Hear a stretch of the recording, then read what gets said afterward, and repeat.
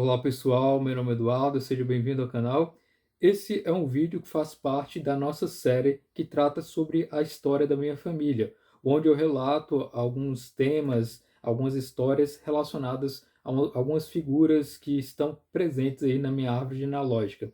E nesse vídeo eu vou tratar com vocês sobre a Ordem de Cristo, a Ordem dos Templários e um pouco dessa relação com a minha família, alguns membros da Ordem de Cristo e que vieram para o Brasil eventualmente. Então, vou narrar para vocês um pouco sobre o início dessa questão toda dos Templários, especificamente quanto à sua origem, depois a sua extinção e a sua transformação em Portugal na Ordem de Cristo. Né? É importante dizer que eu gosto de tratar com bibliografia e com fontes confiáveis. E por isso a maioria das informações quanto a esse tema eu encontrei em uma tese de mestrado em História Medieval, feita na Universidade de Lisboa, em Portugal, né, em 2010, cujo autor é João Pedro Morgado Silva e o orientador é Armando Alberto Martins, e o título dessa tese de mestrado é A Ordem de Cristo durante o mestrado de Dom Nuno Rodrigues de Andrade, 1357 a 1372. Então, essa tese de mestrado ela vai conter boa parte das informações desse vídeo, quanto à origem dos Templários, a origem da Ordem de Cristo, e especificamente quanto a informações sobre o mestre Dom Nunes Rodrigues de Andrade, e que é justamente o meu antepassado. Então, vou deixar para vocês o link, inclusive, dessa tese de mestrado, para caso que você pretenda se aprofundar e ler mais e conhecer sobre esse tema. Tem várias informações que são interessantes lá e análises de documentos, citações, referências, etc. Né? Então, para iniciar a nossa conversa, nós temos que, durante a Idade Média, tivemos as cruzadas, né, que eram aquelas batalhas feitas pelos cavaleiros, né, aquela toda história que eu não vou entrar em detalhes, porque senão o vídeo ficaria muito longo, mas basta dizer que existiram as cruzadas e que, dentro desse contexto das cruzadas, surgiram então a Ordem dos Templários, que foi uma ordem conhecida, né, como Ordem dos Pobres Cavaleiros de Cristo e do Templo de Salomão, mais conhecida como Ordem dos Templários ou então Ordem do Templo. Ela surgiu bem ali por volta do ano de 1100 e aí mais especificamente no ano de 1118, com o documento de autorização, e teve a sua extinção oficial em 1312. É importante dizer que a Ordem dos Templários ela tinha o objetivo de preservar aqueles que estavam fazendo peregrinações até Jerusalém. Né? As cruzadas tiveram o objetivo de tomar e ter a liderança sobre a região de Jerusalém, e como era um local considerado sagrado para os cristãos daquela época, existia então peregrinação da Europa para Jerusalém, a fim de conhecer os lugares onde Cristo viveu, né, o local da crucificação, etc. Então, os templários ficaram incumbidos de proteger essas pessoas durante essa viagem, porque existiam muitos viajantes e eventualmente acabava acontecendo saques e roubos nessa trajetória. Além disso, né, os templários tiveram um papel importante e decisivo aí em várias batalhas durante esse período. Né? E com o passar do tempo, os templários ganharam muita força política, econômica, né? Começaram a se tornar os primeiros banqueiros da Europa e se tornaram muito poderosos nesse sentido, a ponto de certas monarquias, certos reis se sentirem ameaçados pelos templários, tendo em vista em decorrência de dívidas em relação à própria ordem. Né? E em 1307 nós temos uma prisão do mestre da ordem, o Jacques de Molay, por ordem do rei Filipe IV da França, que era justamente um rei que se sentia incomodado com a ordem dos templários e desejava que essa ordem fosse extinta. Né? Então, o rei Filipe IV ele ordenou essa prisão sob a acusação dos templários de que eles seriam hereges, que estariam cometendo algumas coisas que seriam inapropriadas em se tratando de religião. E com isso, esse Filipe IV ele teve um conflito anterior com o Papa Bonifácio VIII, e depois disso substituiu-se o Papa para outro, e depois substituiu para outro novamente, até surgiu o Papa Clemente V, que tinha ali uma relação muito íntima com o rei Filipe IV, a ponto de esse Papa Clemente V ele transferir a sede da Igreja Católica de Roma para Avignon, para a França, demonstrando aí que ele estava realmente meio que de mãos atadas e intimamente vinculado com o rei Filipe IV. Então, aconteceu que, como Jacques de Molay e alguns membros da Ordem dos Templários foram presos em 1307, o próprio Papa Clemente V solicitou a alguns membros da igreja que fizessem, então, a averiguação sobre essa acusação de heresia. E surgiu, então, o documento que é o chamado Pergaminho de Quinon, que foi descoberto em 2002, né? Veja que é bem recente. Uma historiadora tratou dos documentos antigos e acabou encontrando esse documento, que é justamente um documento em que os membros da igreja diziam que os templários eram inocentes, que não havia prova nenhuma contra eles. Diante desse documento que o Papa intencionava inocentar Jacques de Molay e os outros, ele decidiu então convocar um concílio. Nesse concílio é que ficaria definido se a Ordem dos Templários seria extinta, se essas acusações de heresia eram verdadeiras ou não. E aí, nesse concílio, que deveria ser definido isso, afinal, a Ordem dos Templários era muito importante para ser extinta apenas com um ato, né? Precisaria existir um concílio, uma ordem determinada, uma reunião determinada para que isso fosse estabelecido. E acabou que esse concílio foi várias vezes adiado, tendo em vista que os próprios bispos e membros da igreja desejavam que o Jacques de Molay, que era o mestre da ordem, e os templários estivessem no concílio para apresentar sua defesa.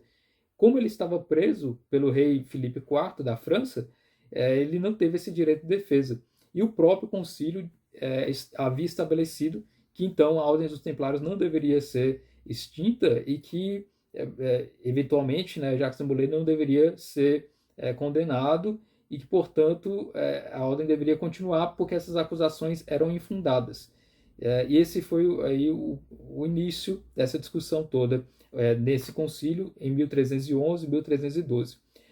Como o rei Filipe desejava o fim da Ordem dos Templários, ele provavelmente pressionou, né, o Papa Clemente V, que em 1312 então decidiu extinguir a Ordem dos Templários.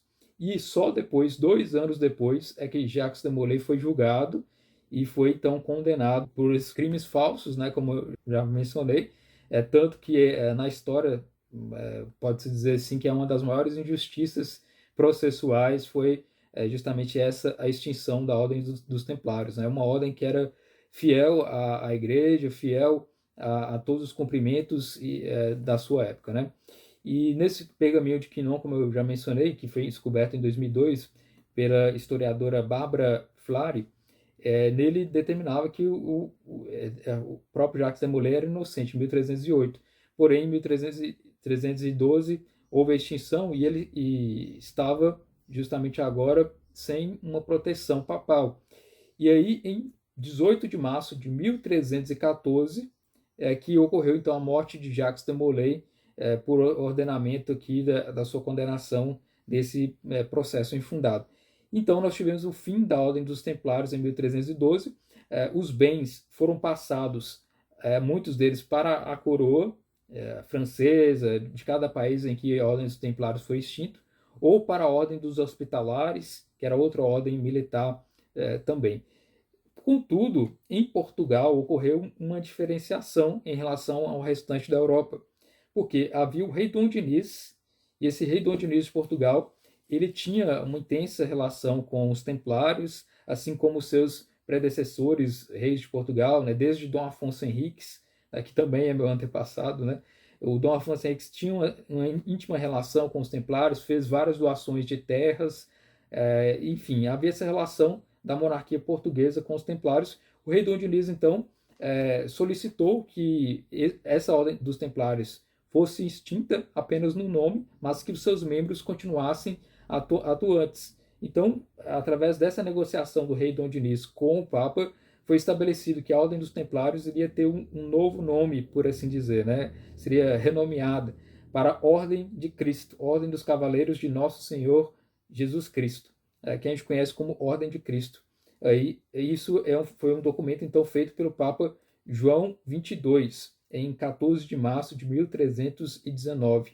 Então veja que quase 5 anos após a morte de Jacques de Molay, surgiu então a Ordem de Cristo, que é a legítima herdeira da Ordem dos Templários, cronologicamente e materialmente também, porque os membros eram os mesmos membros da Ordem dos Templários em Portugal, os bens também pertenciam a essa ordem, muito embora houve alguns questionamentos sobre posse de bens posterior a esse documento de 1319, mas pode-se dizer que há essa íntima relação e essa ligação histórica da Ordem de Cristo com a Ordem dos Templários, né? A Ordem de Cristo, então, passou a ser sediada em um local diferente do que era da Ordem dos Templários.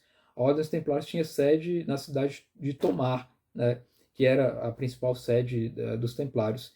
Eles estavam, então, agora na Ordem de Cristo, situado em Castro Marim, que ficava bem ao sul de Portugal, na região ali quase limítrofe com a Espanha, justamente porque ali ainda existia a luta, né, contra os mouros na região de Granada, então por isso os templários situavam-se no sul, a Ordem de Cristo também estava com a sede ali.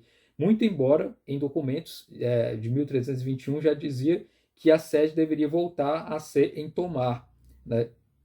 E ela continuou pertencendo ainda à Ordem de Cristo e tendo essa relação com eles. O primeiro grão-mestre da Ordem de Cristo foi o Gil Martins. Ele governou de 1319 a 1321. Depois nós tivemos João Lourenço, de 1321 a 1327. E depois Martim Gonçalves Leitão, de 1327 a 1335. Alguns genealogistas colocam aí que eu também seria descendente aí do Martim Gonçalves Leitão, talvez ele seria meu heptacontavô, que seria mais ou menos avô de 27ª geração, mas eu não vou entrar em detalhes porque isso é uma questão aí de debates genealógicos, etc. Mas o que nós temos aqui, depois de Martim Gonçalves Leitão, o irmão dele substituiu como mestre da ordem, que é o Estevão Gonçalves Leitão, em 1335 a 1344. E depois, ainda o quinto mestre da ordem foi o Rodrigo Anes, né, que foi ali mestre da ordem de 1344 até 1356. E logo depois ele teve aí a renúncia, né, tendo em vista questões políticas da época, e passou então a renunciar e aí delegar o poder a outro. E então surgiu o novo rei, que foi o rei Dom Pedro I, que era muito amigo do Nuno Rodrigues Freire de Andrade, do qual eu descendo, né? O Nuno Rodrigues Freire de Andrade, ele é meu icosavô, 20º avô, né, em geração. Na Ordem dos Templários, na Ordem de Cristo, nesse momento agora, existia eleição para quem fosse o novo mestre. Então havia um conselho que reunia e determinava quem seria o novo mestre, e foi eleito justamente Nuno Rodrigues Freire de Andrade pela sua íntima relação com o próprio rei Dom Pedro I, né? E ele se tornou então mestre da Ordem de Cristo de 1356 a 1372 e é o objeto dessa tese de mestrado que eu mencionei para vocês no início aí do vídeo, né? E nessa gestão do Nuno Rodrigues Freire de Andrade, que é o meu icosavô, ele passou a ter uma íntima relação com o próprio rei e decidiu então voltar à sede da Ordem de Cristo para Tomar, na cidade de Tomar. Então ele deixou a cidade de Castro Marim, que ficava na região sul de Portugal, e voltou então até a sede na cidade de Tomar, que era a cidade templária, né? E ele teve uma íntima relação aí com a realeza, em apoio às várias perspectivas, atuou também junto a algumas determinadas batalhas, enfim, houve toda a participação então da Ordem de Cristo nesse momento. Logo depois ele veio a falecer e teve uma nova sucessão, que é no qual nós tivemos o Lopo Dias de Souza. Lopo Dias de Souza também é meu antepassado, né, o 19º avô, que é colocado aí como Enea Decavô, 19º avô, Enea Decavô, e ele foi o último mestre religioso da Ordem de Cristo. Como assim, o último mestre religioso? Que era aquele que era consagrado à Ordem de Cristo e que ele era eleito pelos seus pares para compor e para se tornar então mestre. Depois do Lopo Dias de Souza, nós tivemos aí que o cargo chefe, né, de mestre passou para a realeza, né, para os membros da Casa Real. E aí o próximo que se tornou mestre foi o infante Dom Henrique. Então o Lopo Dias de Souza ele teve um papel de muita relação com o próprio rei, né? Ele apoiou a questão de avis, né? Enfim, houve toda uma relação. E o infante Dom Henrique foi aquele que se tornou um dos primeiros aí que patrocinou viagens marítimas da Ordem de Cristo, né? Especialmente em relação à África, né? A direção às Índias. E a partir de então é que a Ordem de Cristo teve esse papel de ser uma mensageira e ao mesmo tempo uma conquistadora, né? Uma ordem que estava com a missão de partir de Portugal para o mundo para propagar o próprio nome de Cristo, a fé católica, etc. Né? E aí, a partir do Dom Infante, Dom Henrique, né, é que nós tivemos então essa participação, esse momento em que a Ordem de Cristo passou a ser uma ordem que estava relacionada com conquistas, com navegações, e que culminou, eventualmente, na descoberta ou achamento, enfim, como vocês preferirem o termo, do Brasil, né? Então, o próprio Pedro Álvares Cabral, ele era um membro da Ordem de Cristo, ele era cavaleiro da Ordem de Cristo, e ele tem também descendência, a ascendência dele era do próprio Nuno Rodrigues Freire de Andrade. O Nuno Rodrigues Freire de Andrade, ele era o trisavô do Pedro Álvares Cabral. Então veja que há uma intensa relação aí dos membros da Ordem de Cristo ao descobrimento do Brasil e também à própria povoação do Brasil. Porque logo depois que o Pedro Álvares Cabral descobriu o Brasil, achou o Brasil, enfim, depois disso ele trouxe as informações para a corte portuguesa, né, para o rei de Portugal, que era o Dom Manuel I. E o Dom Manuel I ocupava então o cargo de mestre. Ele era rei de Portugal e ao mesmo tempo mestre da Ordem de Cristo. Né? E ele, justamente verificando essa descoberta do Pedro Álvares Cabral, ele então direcionou a Ordem de Cristo para que fizesse então a ocupação daquele território, para que ele fizesse as devidas diligências em relação à conversão daqueles que estavam aqui no Brasil, que são os nativo-americanos, né, os nossos índios. Logo depois nós tivemos o momento em que Martim Afonso de Souza, que foi por delegação do rei Dom João III para o Brasil, né, em 3 de dezembro de 1530, ele formou então uma equipe, né, de quase 400 pessoas com direção ao Brasil e com a finalidade de povoar as terras do Brasil. E aí nisso ele convocou vários homens, especialmente homens que eram da nobreza portuguesa, né, que tinham ascendência em cavaleiros, né, em reis, etc., para que eles, assim que chegassem no Brasil, tivessem acesso a documentos e posses de terras para fazer a povoação daquele território. Então veja que o Martim Afonso de Souza tinha esse papel de ser o povoador, ou seja, o colonizador, por assim dizer, do Brasil. Né? E é justamente nesse momento em particular que a minha família chega ao Brasil junto com o Martim Afonso de Souza.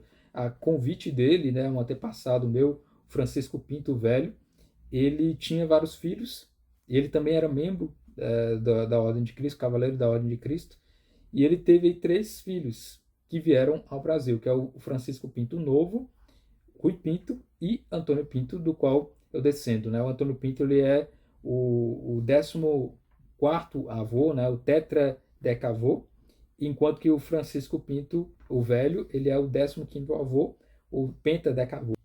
Então, como vocês podem perceber, a Ordem de Cristo teve um papel fundamental no descobrimento do Brasil e também nessa intenção de fazer o povoamento. Né? O próprio Martim Afonso de Souza também era parte aí, da Ordem de Cristo. Então, aqueles homens que eram destacados em Portugal, eles eram escolhidos justamente aí por delegação do próprio rei, para que ele fizesse então a povoação do Brasil, iniciando então as vilas, né, e especialmente São Vicente nesse caso. Eu tenho aqui uma cópia, né, de um fragmento de uma dessas sesmarias, a sesmaria de Rui Pinto, né, que ele recebeu em 10 de fevereiro de 1533. Então ele é meu tio tetradecavô, recebendo essa sesmaria na região hoje que nós temos a cidade chamada Cubatão.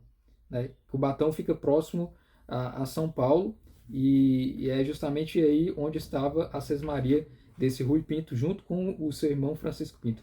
Porém, esse Rui Pinto, ele se direcionou a procurar fazer o povoamento, né? Mas ela acabou sendo digerido, acabou sendo comido pelos índios. Né? Naquela época, os índios estavam no Brasil, eventualmente, e eles eram carnívoros, né? Ou seja, eles tinham a intenção de comer carne humana. Né? E foi aí o Rui Pinto, então, alimentado pelos índios. Né? E ao falecer, então, ele deixou suas terras para os seus parentes, né?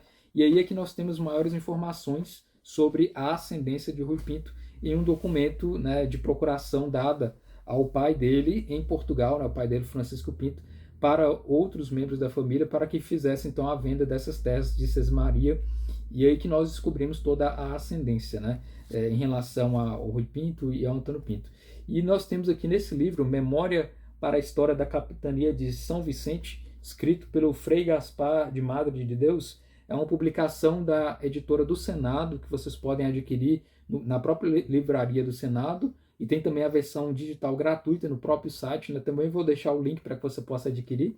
E aqui na página 60 é que nós temos então um relato sobre essa família de membros da Ordem de Cristo que vieram para o Brasil justamente junto com o Martim Afonso de Souza. Né? E aqui na página 60 diz o seguinte: Rui Pinto, Francisco Pinto e Antônio Pinto, filhos de Francisco Pinto, cavaleiro fidalgo, e de sua mulher Marta Teixeira, e irmão de Isabel Pinto, casada com Nicolau de Azevedo, fidalgo da Casa Real e senhor da Quinta do Ramaçal em Penaguião, e a quem seu sogro, no ano de 1550, constituiu procurador para vender as terras que herdara por morte de seu filho Rui Pinto, existentes no termo da Vila de Santos.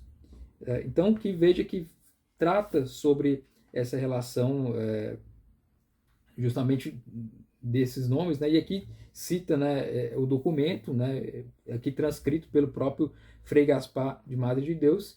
O Frei Gaspar, ele teve contato com vários documentos antigos da capitania de São Vicente, os primeiros documentos que estavam relacionados a essa vila, e ele menciona que vários membros da fidalguia, né, vários cavaleiros fidalgos vieram para o Brasil com a finalidade de povoar aqui as terras. Né? E aqui nessa própria página 60 ele coloca: cavaleiros fidalgos e filhos de pais dessa qualidade tenho encontrado vários nos livros dos registros das Sesmarias no arquivo da Câmara de São Vicente e em algumas escrituras lavradas em Santos.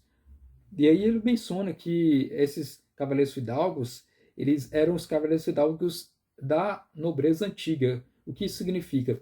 Antes dos documentos de 1572, porque em 1572 houve uma flexibilização dos documentos dados àqueles que eram considerados cavaleiros fidalgos, né? Então a pessoa não precisava comprovar necessariamente uma árvore genealógica de nobreza de muito tempo, de muitos antepassados, de 1572 em diante.